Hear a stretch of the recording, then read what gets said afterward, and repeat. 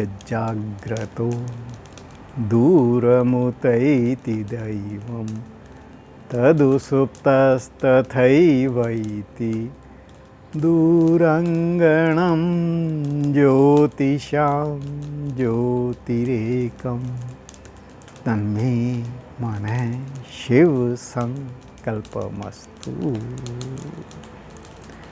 देखो, वेद ने कितना उत्तम ज्ञान दिया है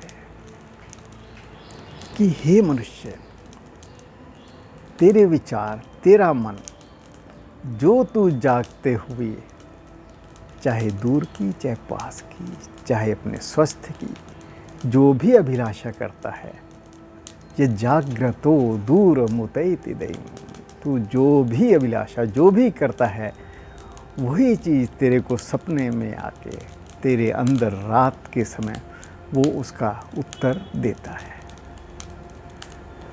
अब ये तेरे पे निर्भर करता है कि तू सद्गति की ओर जाना चाहता है, अच्छे विचारों की तरफ जाना चाहते हैं, अच्छे स्वास्थ्य की तरफ जाना चाहते हैं। सबसे बड़ी दुविधा है ये है कि हम लोग अपने आप को ये स्वयं नहीं सोचते कि मेरा मार्ग ठीक है या गलत है। हम दूसरों के बताए हुए मार्ग की तरफ चलना शुरू कर देते हैं। जैसे आज हम उदाहरण लेते हैं, हमें आम वात रोग होता है, रूमेटॉइड आर्थराइटिस। अब रूमेटॉइड आर्थराइटिस में हमने कभी नहीं सोचा कि इसके पीछे कारण क्या है। हम केवल मात्र जैसे दुनिया सब कर रही है, पेन किलर ले लेते हैं, दर्दें होती हैं तो पेन किलर ले लेते हैं। नहीं, ये उचित नहीं है। आइए हम इसको एनालाइज करें, इसके पीछे कारण क्या है। उसका कारण हम स्वयं ही हैं। हमारा आहार, हमारा विहार, हमारी निद्रा, ये इसके मेन कारण। जो कुछ भी हम खाते हैं, अगर हमारे खाना बनाते समय हमारे पास अग्नि ठीक ना हो तो भोजन अपक्व रह जाता है। यही क्रिया शरीर में जाने के बाद जब हमारे अंदर की अग्नि ठीक नहीं है तो वो पूरी तरह पचता न रही है और वो कच्चा रह जाता है। इस कच्चेपन का नाम ही आम है और तभी आयुर्वेद ने इसका नाम ही दिया है आमवात, कि वो कच्चापन हमारे सारे शरीर में घूमता है और वो कच्चापन जिस जिस जगह जाके संग्रह करता है वहाँ वो दर्दें और अक्षमता उत्पन्न कर देता है। तो इसका उपाय करने के लिए हमें ये नहीं है कि पेन किलर लेने हैं, नहीं, पहले एनालाइज करो कि क्या क्या चीज़ें मुझे हजम नहीं होती। ये आपको सेल्फ एनालाइज ज़्यादा होता है। जैसे जंक फूड है, वो मैक्सिमम को हजम नहीं होता। एक एज होती है जब तक आप थोड़ा बहुत खा सकते हैं, परंतु उसके बाद वो निरर्थक होता है, वो आपको नुकसान देता है। जंक फूड में जो जो चीज़ें डली होती हैं वो सारी आपको नुकसान दे रही होती हैं। इसी प्रकार अगर हमारे अंदर हमारी अग्नि क्षीण है तो वो आपको एक कच्चापन पैदा करेगी। हमारे अंदर जितने भी हम चीज़ें खाते हैं, प्रोटीन, कार्बोहाइड्रेट, फैट, वो जब तक सूक्ष्म उसमें नहीं पहुंचता, अवस्था में नहीं पहुंचता, तो वो आपको शरीर में एब्जॉर्ब होगा ही नहीं आंतों से। अगर एब्जॉर्ब भी हो जाएगा तो उसको सेल लेने में, जो शरीर के एक एक कोशाणु हैं उसे लेने में असमर्थ होंगे, जिससे क्या है, धीरे धीरे धीरे सेल भी वीक होते जाएंगे और हमारे अंदर आम की उत्पत्ति होने से हमें डिफरेंट टाइप की बीमारियां हो जाती हैं। केवल मात्र रूमेटॉइड आर्थराइटिस ही नहीं, आपकी हर बीमारी के पीछे ये आम ही होता है। अब इसको ठीक करने के बहुत सरल उपाय आयुर्वेद में बताए हैं। सबसे पहला उपाय है लंघन। कि लंघन में है कि लघु आहार, कि आप अपना आहार कम से कम लो, उतना लो जितना ज़रूरत है, पेट के लिए नहीं, अपने स्वास्थ्य के लिए खाओ।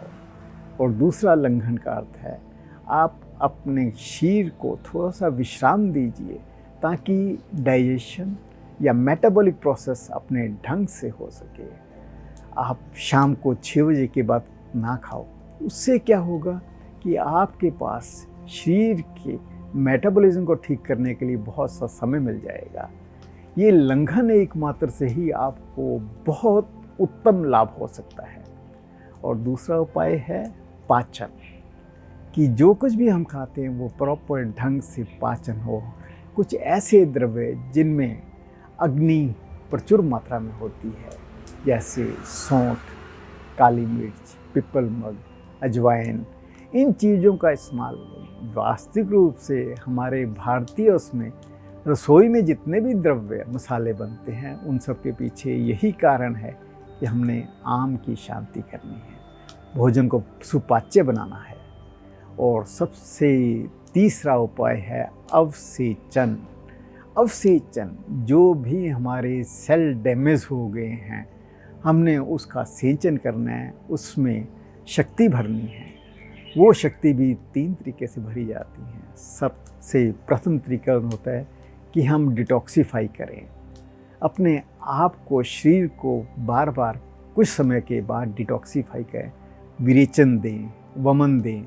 उनसे क्या होता है कि हमारे शरीर के जितने भी सेल हैं वो अपनी ओरिजिनल अवस्था में आने के बाद उसके अंदर एब्जॉर्प्शन कैपेसिटी बढ़ जाती है।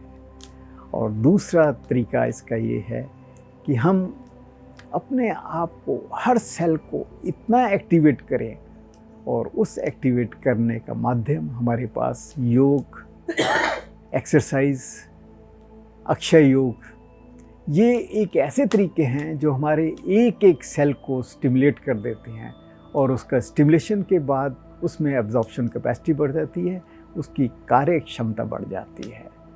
और इसी तरह एक और उपाय है, कुछ ऐसे जड़ी बूटियां हैं जो इसमें प्रचुर रूप से ताकत देती हैं, जिनके ताकत देने से हमें डायरेक्ट स्ट्रेंथ मिलनी शुरू हो जाती है।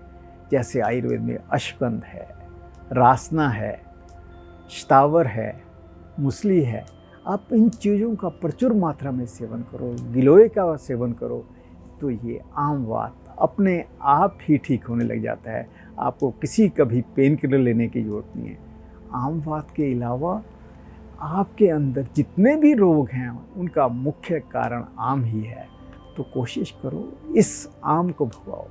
जितने भी हम कह देते हैं हाइपोथायराइडिज्म हो गया, ब्लड प्रेशर हो गया, या विभिन्न तरह की और बीमारियां होगी, इवन कैंसर तक, इसके पीछे भी जो मुख्य कारण आम ही होता है।